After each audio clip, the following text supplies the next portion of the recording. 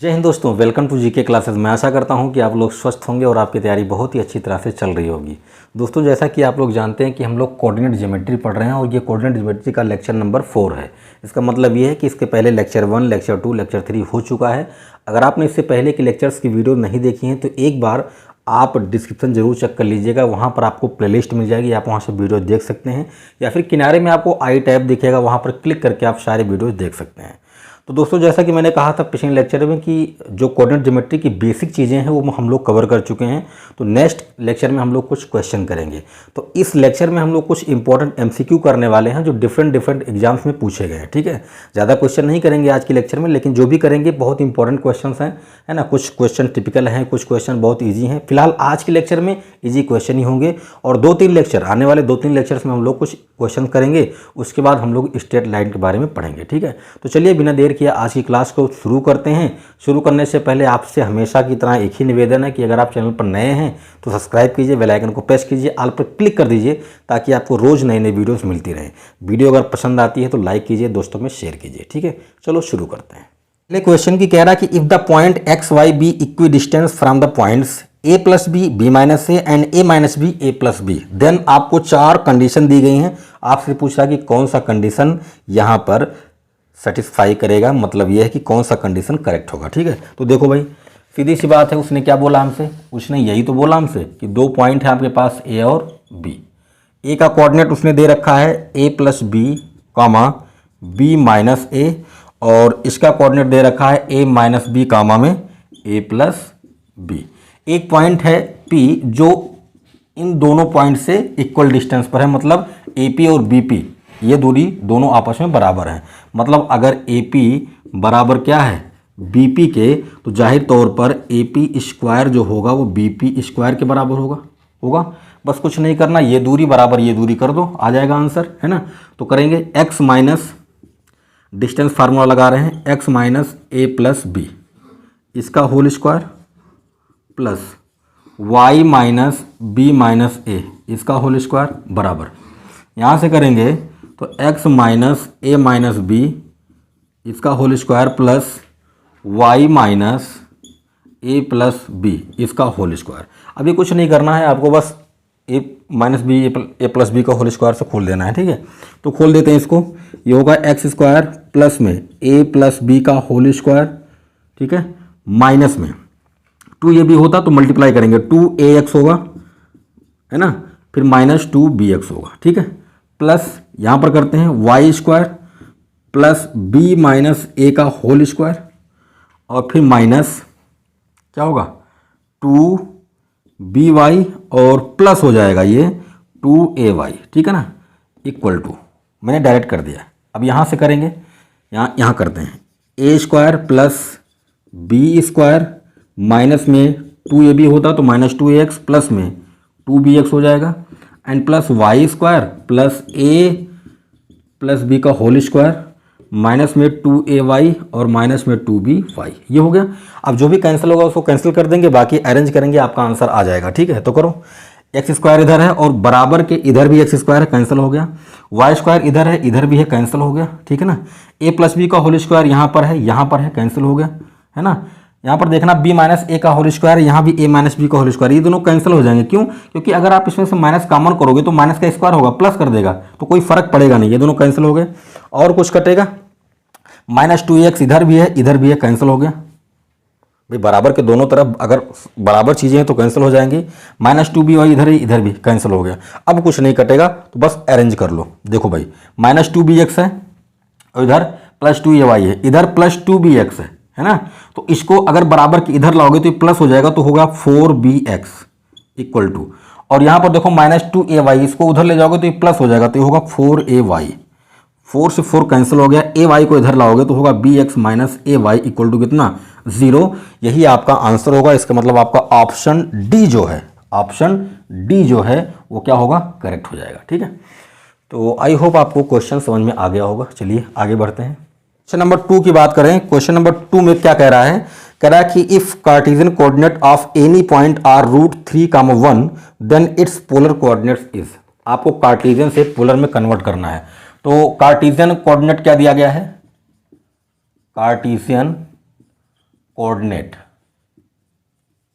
क्या दिया गया भाई, दिया गया है √3, 1।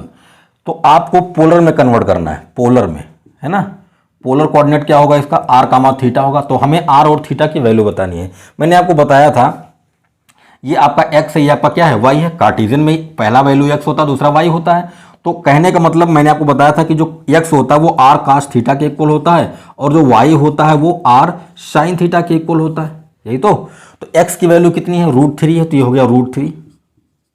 y कितना 1 है, तो ये हो गया 1। अब इसी को सॉल्व करेंगे तो हमें r और थीटा की वैल्यू मिल जाएगी। क्या करते हैं, सिंपल सी बात है, एक बार इसको स्क्वायर करके जोड़ देते हैं। जब स्क्वायर करोगे √3 का 3 हो जाएगा और एक का स्क्वायर 1 होगा, बराबर। इधर स्क्वायर करोगे तो r स्क्वायर हो गया cos square theta plus r square sine square theta. तो r स्क्वायर को जब कॉमन करोगे तो ब्रैकेट में क्या बचेगा, साइन स्क्वायर थीटा प्लस में क्या, cos स्क्वायर थीटा। इसकी वैल्यू 1 हो गई। तो r स्क्वायर की वैल्यू 4 आ गई। इसका मतलब r की वैल्यू कितनी आई है, 2 आई है। अब यहां से आप ये भी चेक कर सकते हो, अपने ऑप्शन पे जा सकते हो। पहला ऑप्शन 2, π/3 है, दूसरा है √2 π/6, तीसरा है 2, π/6, है ना। तो आप a और c में से कोई एक हो सकता है। फिलहाल चलो थीटा भी निकाल लेते हैं। थीटा निकालने के लिए क्या करोगे, इसमें 2 में 1 से भाग कर दो। जैसे करोगे r से r कैंसिल होगा, साइन बाई काश tan थीटा हो गया। क्या हो गया भाई, tan थीटा हो गया और 1/√3 आ गया। तो tan कितने डिग्री की वैल्यू 1/√3 होती है, 30 की होती है और 30 को π/6 लिखते हैं। इसका मतलब कि आपका जो पोलर कोऑर्डिनेट बनेगा वो क्या बनेगा, 2, π/6। और ये आपका ऑप्शन नंबर सी दिया गया है। इसका मतलब आपका ऑप्शन नंबर सी करेक्ट हो जाएगा, ठीक है। तो ये था कार्टेशियन से हमें पोलर में कन्वर्ट करना था, तो इस तरह से कन्वर्ट करते हैं। मैंने आपको पूरा कॉन्सेप्ट बताया था इसका, ठीक है। चलिए आगे बढ़ते हैं। क्वेश्चन नंबर 3 में कह रहा है कि ABC इज आइसोसेलेस ट्रायंगल, यानी समद्विबाहु त्रिभुज है ABC। If the coordinates of the base are B 1, 3 and C -2, 7, then coordinates of vertex A can be. ठीक है, तो एक आपको ट्रायंगल दिया गया है। ट्रायंगल क्या है भाई, देखो ABC। कह रहा है कि ये जो ट्रायंगल ABC है ये क्या है, आइसोसेलेस है। और इसके जो बेस के कोऑर्डिनेट हैं वो कितने दिए गए भाई, वो दिए गए हैं आपको 1, 3 एंड -2, 7। तो आपको A का कोऑर्डिनेट बताना। तो मान लो ये x, y है, ठीक है ना। अच्छा, ये आइसोसेलेस है तो इसका मतलब इसके दो साइड इक्वल होंगे। मान लो AB और AC बराबर है, ठीक है। तो कर दो बराबर। देखो AC निकालना है भाई, AB = क्या होगा, AB = AC बराबर होगा, तो इसके स्क्वायर भी बराबर होंगे। तो x -1 का होल स्क्वायर प्लस y -3 का whole square equal to x -2 है तो प्लस हो जाएगा होल स्क्वायर प्लस y -7 का होल स्क्वायर, ठीक है। तो ये होगा x² + 1 - 2x plus y² + 9 - 6y equal to x² + 4 + 4x plus y² + 49 - 14y। ये हो जाएगा भाई, सॉल्व करेंगे तो यही आएगा x², y²। अभी एडजस्ट करना है आपको। ये 2x है, ये 4x है, 2x उधर जाएगा तो 6x हो जाएगा, ठीक है। 6y है और ये 14y है, तो 6y उधर जाएगा तो प्लस में हो जाएगा, तो कितना बचेगा, -8y बचेगा। और इधर देखो 9 और 1 10, ठीक है, 10 और ये 49 और 4 कितना 53, है ना।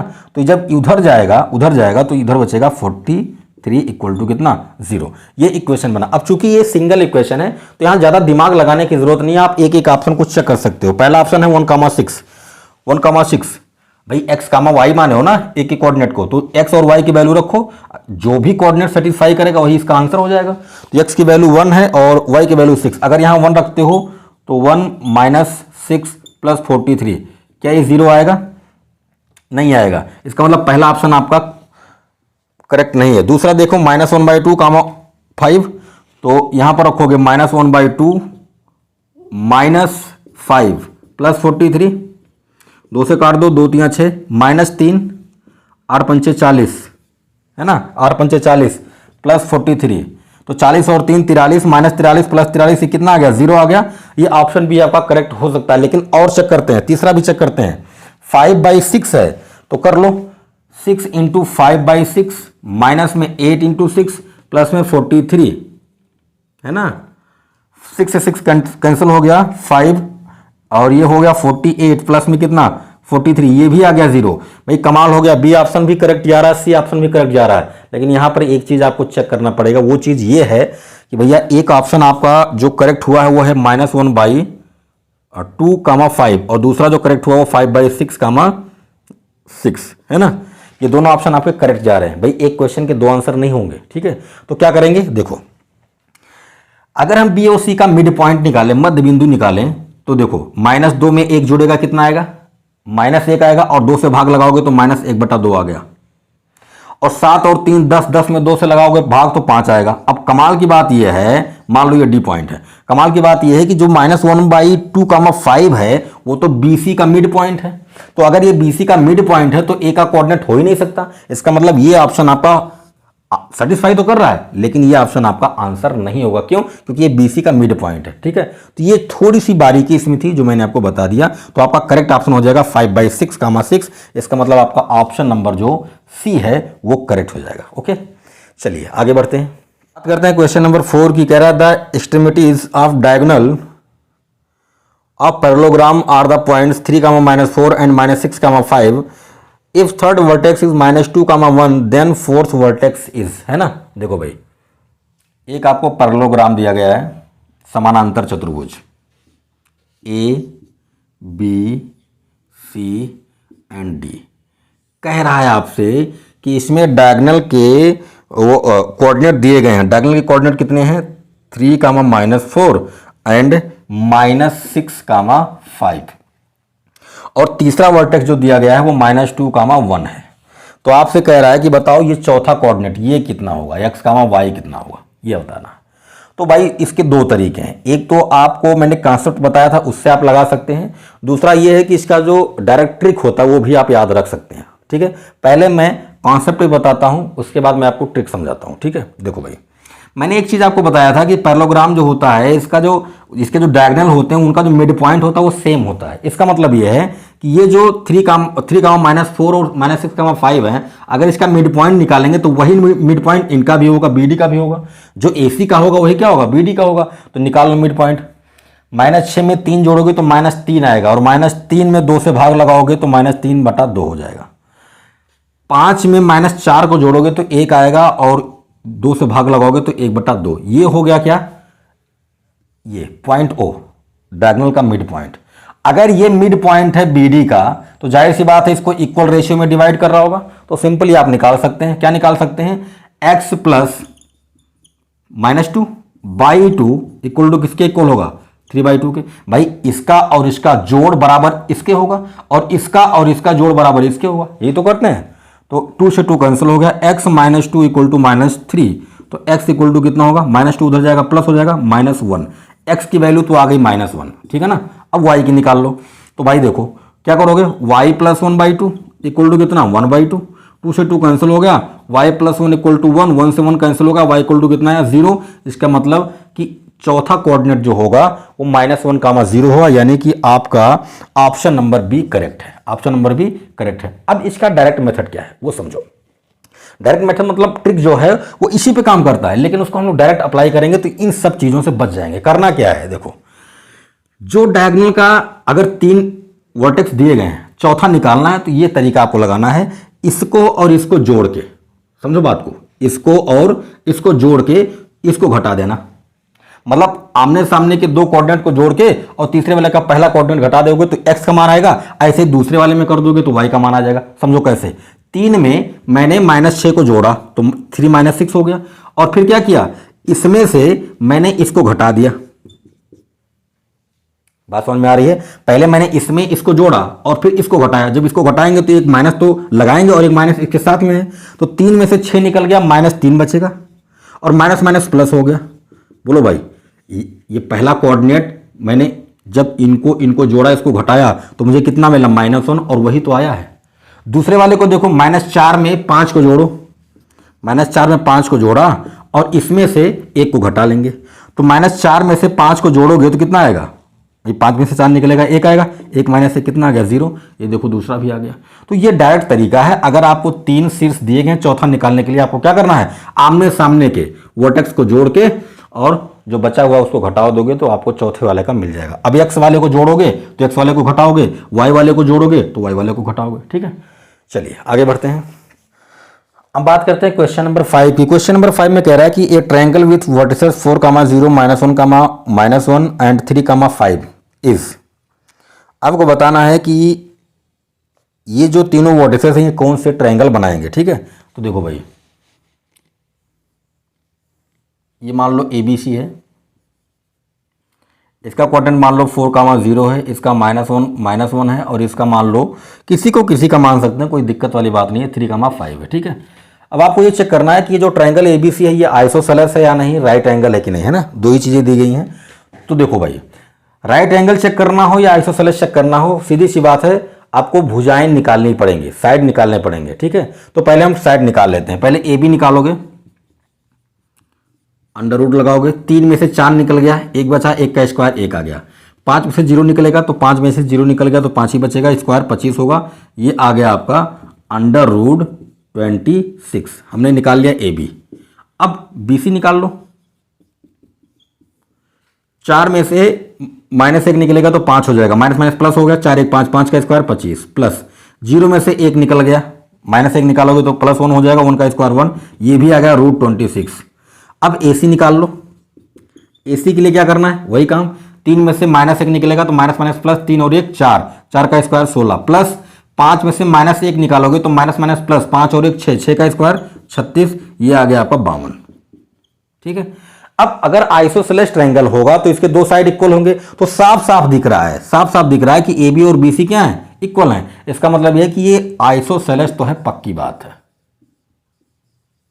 आइसोसेलेस है, पक्की बात है ना। अब क्या ये राइट एंगल है, तो राइट एंगल के लिए क्या होना चाहिए, पाइथागोरस प्रमेय जो है आपका वो लगना चाहिए, मतलब कि नहीं दो साइड का स्क्वायर करके जोड़ो तो तीसरे के स्क्वायर के बराबर आना चाहिए। तो हम यहां से कह सकते हैं कि अगर हम AB का स्क्वायर कर दें और BC का स्क्वायर कर दें तो ये AC के स्क्वायर के बराबर आएगा। कैसे, AB का स्क्वायर करो, इसका स्क्वायर करोगे 26 होगा, प्लस इसका स्क्वायर करोगे 26 होगा, ये कितना आ गया 52, और इसका भी स्क्वायर कर दो तो 52, क्या 52 बराबर 52, दोनों तरफ बराबर आ गया। इसका मतलब ये है कि ये राइट एंगल भी है। इसका मतलब ये कि जो आपको वर्टिसेस दिए गए थे वो क्या करते हैं, वो आइसोसेलेस ट्रायंगल भी बनाते हैं और राइट एंगल भी बनाते हैं। इसका मतलब आपका ऑप्शन नंबर 1 करेक्ट हो जाएगा, isosceles and right angle. Okay, चलिए आगे बढ़ते हैं। क्वेश्चन नंबर 6 की कह रहा है the line x + y = 4 divides the line joining the points -1 to 1 and 5 7 in the ratio.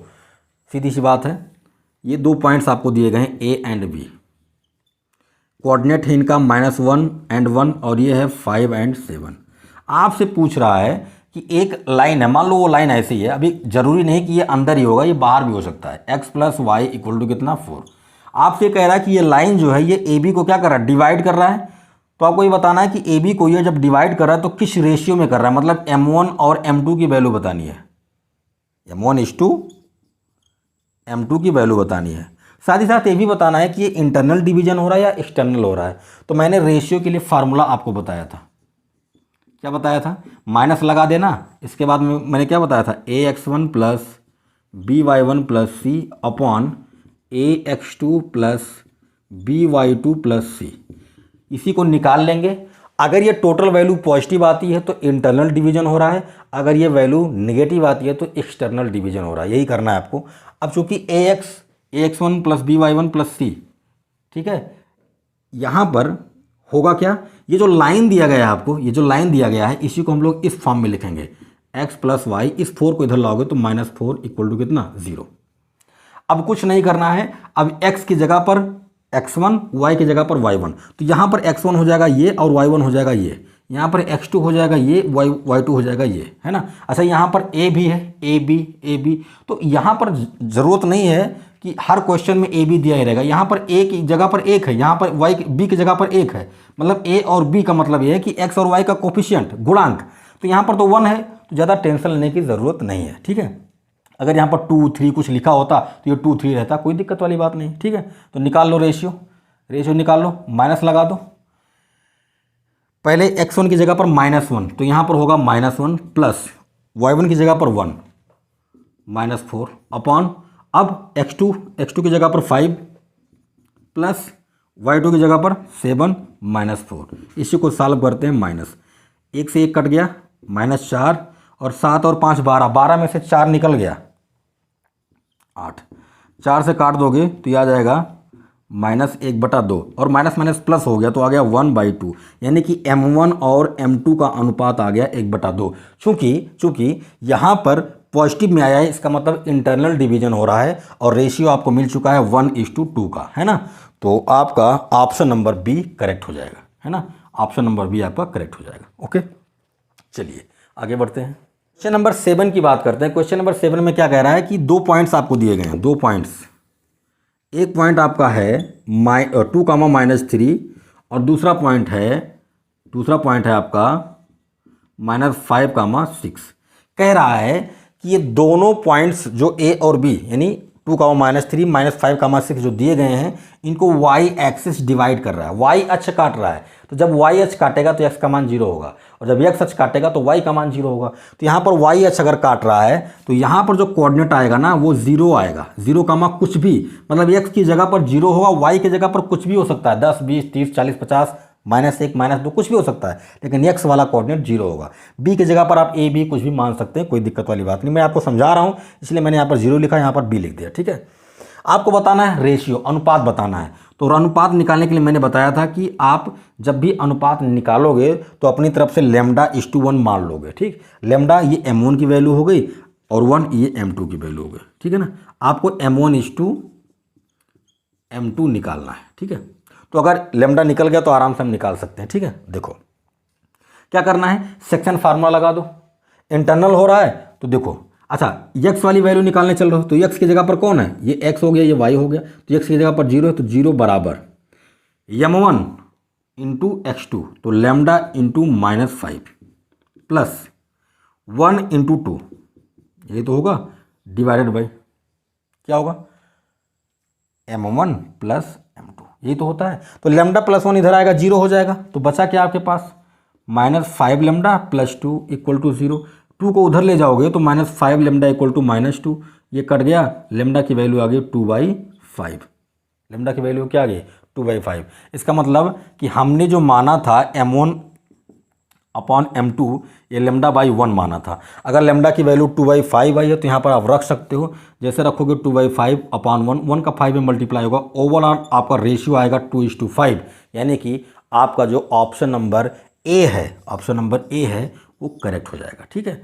तो इस तरह से अगर आपको रेशियो निकालना है तो λ:1 मान लीजिएगा किसी एक को। अब y वाले को सॉल्व करने की जरूरत नहीं, हमें तो लैम्डा की वैल्यू चाहिए थी ना, हमने लैम्डा की वैल्यू निकाल ली। तो दूसरा वाला कोऑर्डिनेट कुछ भी हो, b हो, 10 हो, 20 हो, कोई फर्क नहीं पड़ता, हमको तो लैम्डा की वैल्यू चाहिए थी, वो हमने इस तरह से हमने निकाल लिया, ठीक है। तो ये तो हो गया क्वेश्चन नंबर 7। अब मैं आपको एक क्वेश्चन होमवर्क में दे रहा हूँ, है ना। होमवर्क मतलब ये कि एक क्वेश्चन मैं आपको दे रहा हूँ, उस क्वेश्चन को आप सॉल्व कीजिएगा और सॉल्व करके आप कमेंट करके अपना आंसर बताइएगा, ठीक है। तो ये क्वेश्चन रहा, इस क्वेश्चन को आप नोट कर सकते हैं, देख सकते हैं, स्क्रीनशॉट ले सकते हैं, उसके बाद आप इसको सॉल्व करेंगे और सॉल्व करके कमेंट करके अपना आंसर देंगे, ठीक है। तो दोस्तों आज की ये क्लास कैसी रही कमेंट करके ज़रूर बताइएगा। वीडियो को लाइक कर दीजिए, अपने दोस्तों में शेयर कर दीजिएगा ताकि आपके दोस्त भी क्लास से जुड़ पाएँ और ऐसी अच्छी अच्छी वीडियोस उन्हें मिल पाए, ठीक है। अगर आप चैनल पर नए हैं तो सब्सक्राइब कीजिए, बेल आइकन को प्रेस कीजिए, ऑल पर क्लिक कर दीजिए ताकि रोज़ आपको नई नई वीडियोस मिलती रहे। मिलते हैं नेक्स्ट क्लास में, अपना ख्याल रखें, जय हिंद।